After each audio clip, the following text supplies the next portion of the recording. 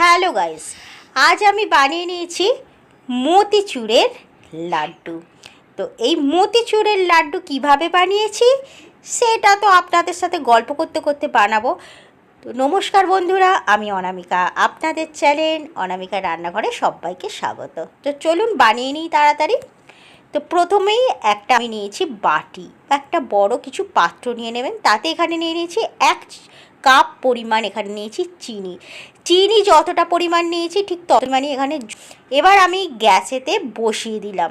গ্যাসেতে বসিয়ে দিয়ে গ্যাসের ফ্লেমটা স্লো করে একটুখানি জল আর চিনি ভালোভাবে মিশিয়ে নিলাম। তো এবার আমি এখানে নিয়েছি আরেকটা বাটি। তো এখানে নিয়ে নিচ্ছি বেসমটাও ধরে নিন 1 থেকে 1.5 কাপ পরিমাণ এখানে বেসম নিয়ে নিয়েছি। তো এবার এখানে দেখুন যখন ফুটতে শুরু হয়েছে এখানে একটু দিয়ে দিচ্ছি ফ্রুট কালার। তো এটা অরেঞ্জ কালারের ফ্রুট কালার নিয়েছি, আপনারা চাইলে রেড কালারও নিতে পারেন। আর এখানে পরিমাণ মতো একটু নিয়ে নিয়েছি লবণ, আর এখানে দিচ্ছি একটু ফ্রুট কালার। তো খুব ভালোভাবে বেসমের সাথে মিশিয়ে নিচ্ছি। তো এবার এখানে অল্প অল্প জল দিয়ে একটা ব্যাটার তৈরি করব, ঠিক যেরকম আমরা ব্যাটার তৈরি করি কোনো পকোড়া ভাজার জন্য, ঠিক সেই রকম পরিমাণ এখানে আস্তে আস্তে করে জল মিশিয়ে মিশিয়ে তো ব্যাটারটাকে তৈরি করতে হবে। তো এবার আপনাদেরকে ব্যাটারের থিকনেসটা আমি দেখিয়ে দেব। দেখুন খুব ভালোভাবে কিন্তু আমি খুব ফেটিয়ে নিচ্ছি এই বেসমটা। তো এখন মোটামুটি ফ্যাটানো হয়ে গেছে।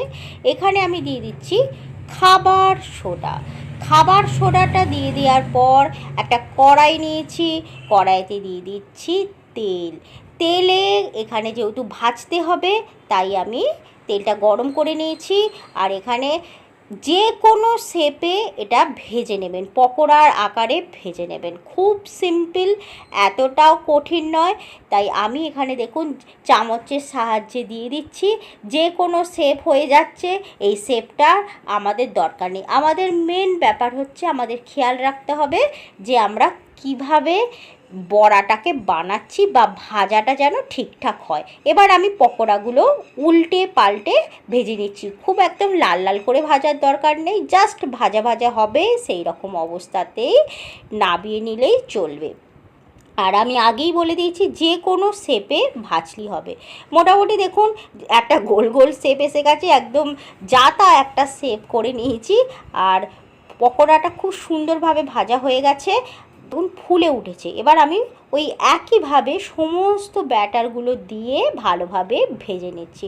এবার উল্টে পাল্টে ঠিক একই প্রসেসে ভেজে নিচ্ছি। তো এবার আমার পকোড়াগুলো তুলে নিচ্ছি। অপর পাশে আপনাদেরকে দেখিয়ে দেবো আমি যে চিনির শিরাটা বানিয়েছি সেটার কি অবস্থা। এটা একতার হওয়া দরকার, এই যে আপনাদেরকে দেখিয়ে দিচ্ছি একতার, এই রকম অবস্থা কিন্তু গ্যাসের ফ্লেমটা বন্ধ করে দিতে হবে, আমাদের দরকার নেই। একতার হয়ে গেছে, আর দরকার নেই, গ্যাসের ফ্লেমটা বন্ধ করে দিয়েছি। এবার দেখুন এই পকোড়া একটা মিক্সিং জার নিয়েছি, এই জারেতে কিন্তু আমি গুঁড়িয়ে নেবো। কীভাবে গুঁড়াবো, যেন একদম বারিক, মানে একদম ছোট্ট ছোট্ট করে মিহি করব না, এই রকম একটু আধ ভাঙা হবে, এই রকম প্রসেসটা কিন্তু করতেই হবে।